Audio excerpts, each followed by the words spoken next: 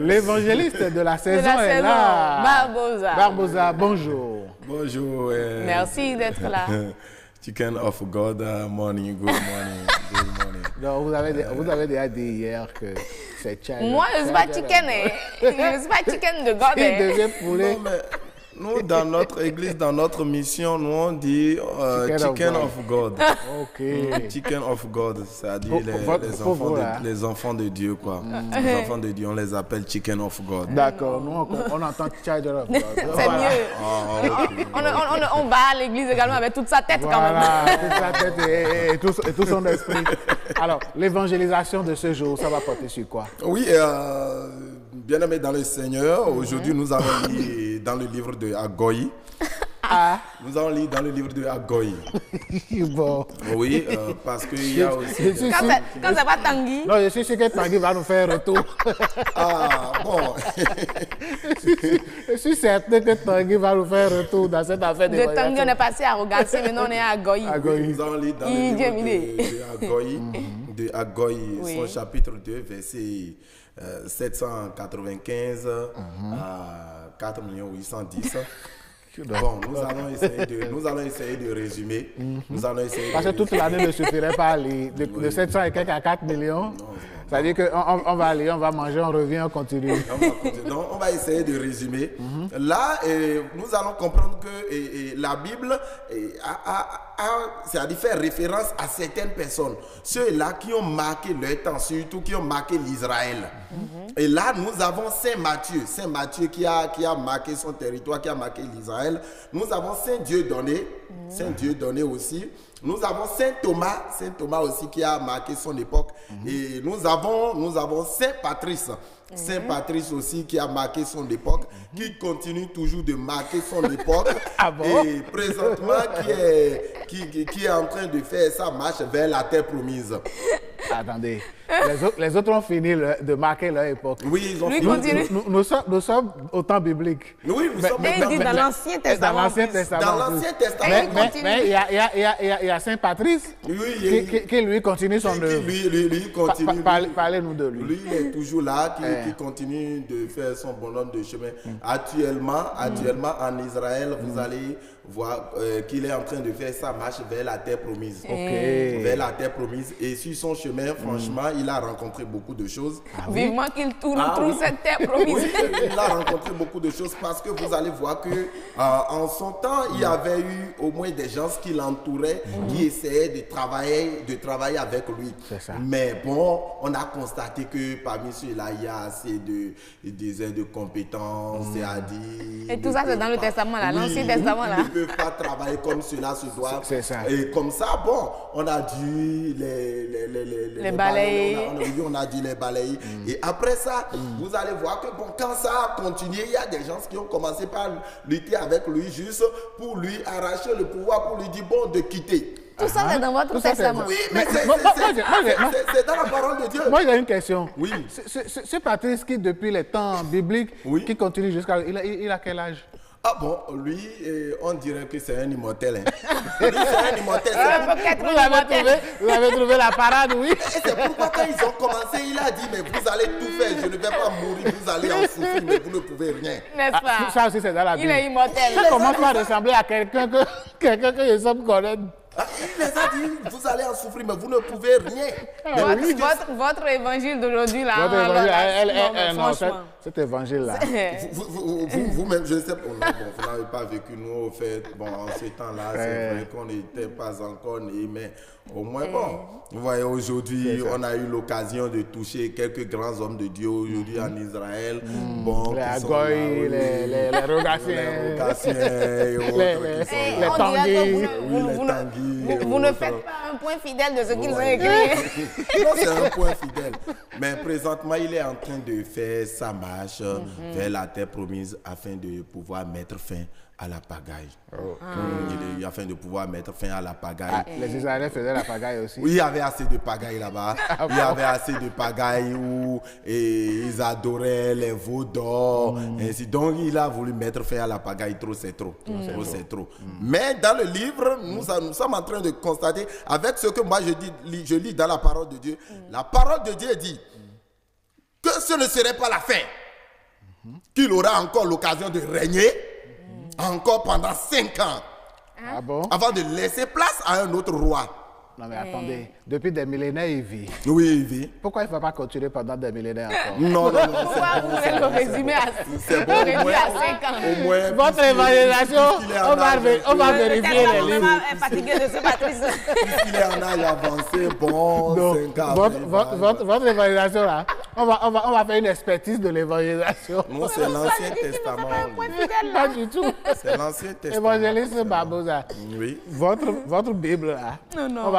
on va aseptiser cette... Bon, on va peut-être, avec le temps, Améliorer les choses. Ils sont en train de dire, qu'on va améliorer un peu les choses, il y aura quelques réformes, mais jusque-là, je n'ai pas encore accepté. Parce que je suis l'ancien des évangélistes, donc c'est à moi de donner l'ordre d'abord. Ça, c'est une imposition. Là, j'aviserai. Carrément. J'aviserai s'il faut... S'il faut réviser votre Bible ou pas. Réviser ma Bible ou pas, j'aviserai. Ouais, non, on va réviser ça, on va réimprimer, ça va changer la couverture, changer les pages, changer tout. Ah oui, parce que vous savez... Carrément. Je vais remercier rapidement l'OETB qui nous a beaucoup trompés par le passé quand on était encore tout petit. Franchement, l'OETB nous a trompés. En quoi faisant? On fait quoi? Ah, mais parfois nous sommes devant nos postes télévisés en train de regarder la télévision, surtout les feuilletons dans lesquels on embrasse. Arrivé à un moment donné où les gens embrassent, on voit l'OETB nous balance un noir. Ah bon? Oui. Vous êtes sûr que c'est l'OETB qui fait ça? L'OETB nous balance un noir. En ce temps-là, on utilisait les télévisions blanc-noir. Il nous balance un noir là. Et quelques minutes après, on voit que c'est passé. On dit, papa, qu'est-ce qui se passe? Papa dit, bon, il me semble que la télévision a eu un peu de soucis. Et on tape sur la télé. Vous êtes sûr que c'est l'OETB ou bien c'est votre papa? Non, c'est sûr que c'est votre poste téléviseur qui avait un problème. Ou bien sûr, toi, je ne sais pas s'ils sont en complicité avec les parents. Par un moment, tu es là en train de regarder. Papa dit... Arrivé au niveau où les gens tu tournes la tête, paf, c'est déjà passé, l'image est déjà passé. En tout cas, Tout ça, c'est pour vous préserver de cette voilà, ça, c'est pour que vous soyez un homme plus tard. Voilà, pour que vous ne déraillez pas. Allez, alors, évangéliste Barbosa, on sera dans quel livre cette fois-ci? Bon, et je pense que pour cette fois-ci... On va laisser le testament de côté. De côté. Notre évangéliste est fatigué. Vous voulez prier aujourd'hui pour les gens encore, comme c'est la fin de l'année? Non, peut-être prochainement, je vais essayer de prier pour eux. Je vais essayer de prier pour eux prochainement. D'accord. Mais cette fois-ci, qu'est-ce que vous nous proposez? Bon, pour cette fois-ci, je vais parler de la mentalité des pauvres.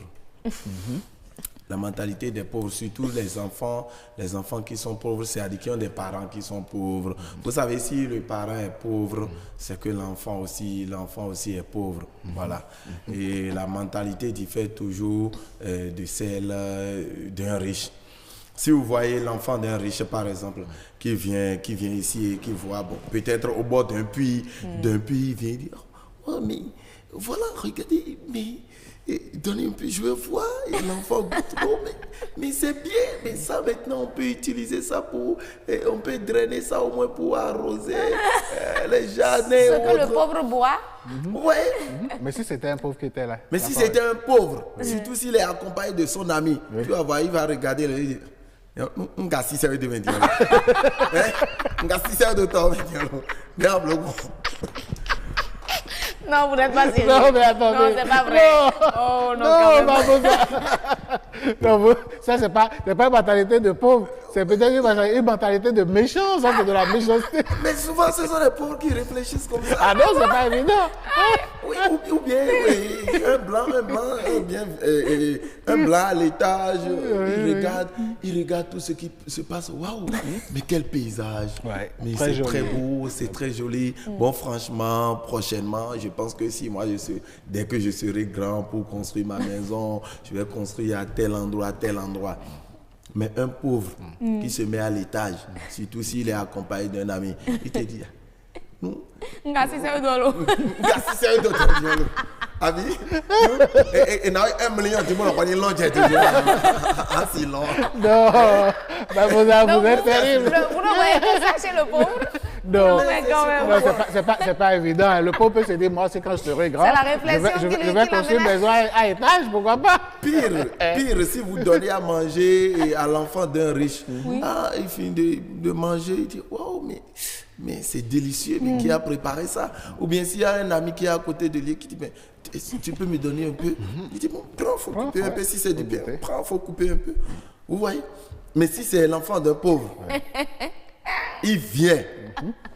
Il vient, surtout s'ils sont à deux. Lui, l'autre est en train de manger et son ami vient et dit, Nami Peri, il dit, Nana, il va rester debout, il va le regarder. Attendez, et si je crache dedans maintenant? Vous voyez, c'est une des mentalités tordues qu'on ne peut pas accepter. Vous n'êtes pas sérieux. Ça me rappelle une scène de Pipi au Pharaon. Le gars a fait Djongoli et puis son ami venait toujours manger. Il a craché dessus. Non, vraiment. C'est pas possible. Allez, non, c'est bon matin, alors là, vous nous avez eu quoi? Le pauvre là, il est là que pour détruire. Non, lui, il a fait des batailles. Ouais, je ne suis pas sûr que ce soit. Non, mais la pauvreté, quand ça fait des choses. Hein. Oui, mais attention, c'est pourquoi Dieu fera et nous serons riches. N'est-ce pas? Nous tous, nous serons riches. Parce que si tu es riche, si tu es l'enfant d'un riche et tu viens à une réunion, tu vas voir, mais tu ne me reconnais plus. Tous les sages qui sont là, mais c'est l'enfant de telle personne, ça, mais tu ne me reconnais plus. Mais tu as grandi, hein, mais dis-moi, tu as grandi, franchement. Mais si tu es l'enfant d'un pauvre, tu viens à une réunion, personne ne te salue même. Qui va te saluer? Et peut-être c'est le chef de famille qui va dire, celui-là, dites-moi, c'est l'enfant de qui ça déjà? Lui là, c'est l'enfant de qui? Mais si tu étais l'enfant d'un riche, on va te donner un bon avant que tu ne viennes, on a déjà prêté c'est l'enfant de telle personne, ça y est. Donc, et tout le monde se lève, on te salue. Mais franchement, quoi. allez. On n'a qu'à prier pour que Dieu nous donne aussi la Allez. Pour ceux qui ne comprennent pas, cela veut dire tout simplement, j'ai bien envie. Et si on essayait que je te pousse du haut de l'étage? Mais c'est pas normal, ça. Et puis, vous savez, il y a des enfants, eux, mais ils sont bizarres, surtout, c'est la mentalité du pauvre. Il dit, si tu me pousses là, je vais faire comme Jet Li. Je vais faire comme Jet Li. Je vais faire roulage, je vais encore revenir en haut. C'est comme me dit ma grand-mère, on n'a plus d'enrouler où? Allez, Babosa, merci, on a eu ce matin. C'est bon. Merci beaucoup. Merci à vous. Et oui, c'est comme ça, au Bénin. Nous avons quand même de très bons humoristes, mesdames et messieurs, vous l'avez constaté sur ce plateau.